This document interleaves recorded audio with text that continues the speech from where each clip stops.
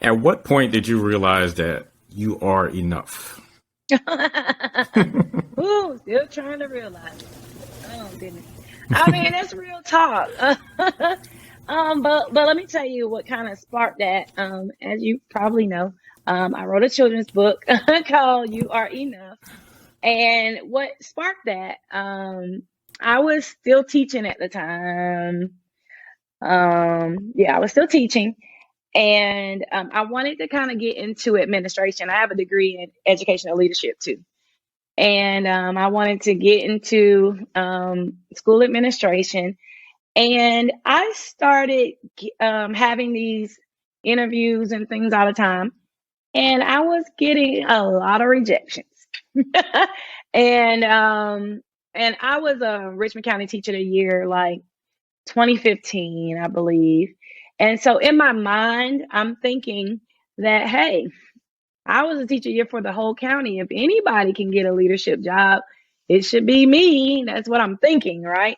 That Hmm. wasn't the case. And I remember my superintendent this was like my final interview. I'm in there with the superintendent. So my first interview, apparently they chose me.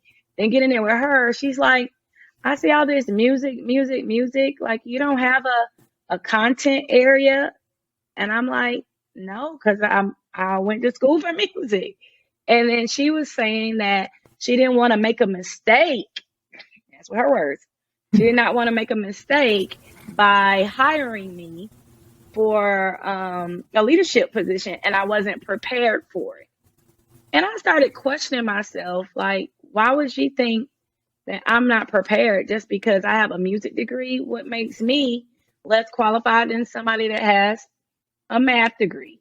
And so I started questioning myself about it a lot, my enoughness. I was very depressed. There was times I wouldn't get out of my bed because of a job, and because of that rejection. And we were getting ready to go into the 2019, 2020 school year. I was still working, and it was July, and I'm dreading going back to work. Like, wasn't because I don't like the kids. It's just like I knew that there was more for me to do.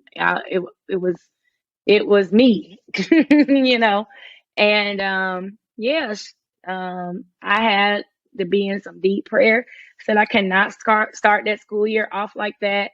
And I did a fast with my friends, and I started journaling and doing like devotional things for me and my friends. I had scriptures. I was doing the little write ups, and I sent them to my friends, and that kind of helped me get out of my rut.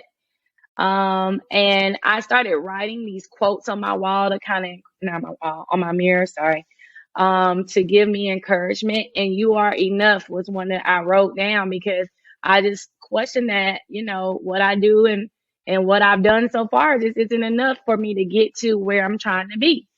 And I had to kind of encourage myself with that. And so during COVID, we're inside, right? And Hmm. I was more in my word. I was still a lot. Like even now, of course, I won't have the TV on right now, but on a regular day, I don't have anything on.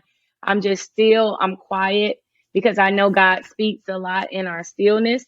And He was speaking to me a lot. And He told me to write about being enough.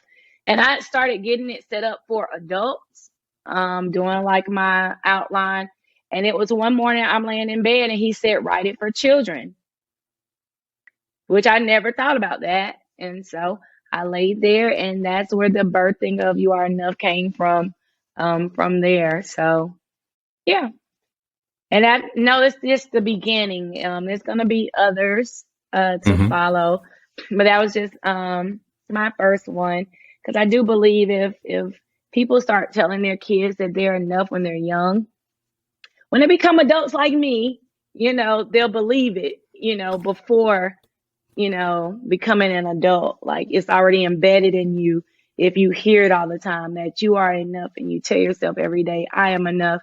When people start doing things and saying things that's contrary to that, you know, that, hey, I see what you're saying, but I'm enough, or I know I didn't get that job, but that's their loss. I'm enough. I know what I bring to the table, type of thing. And it kind of sounds like an arrogance, but it's really not. It's just that confirmation to yourself, like, hey, nobody can ever tell me that I'm not good enough to make whatever happen that I want to happen in my life.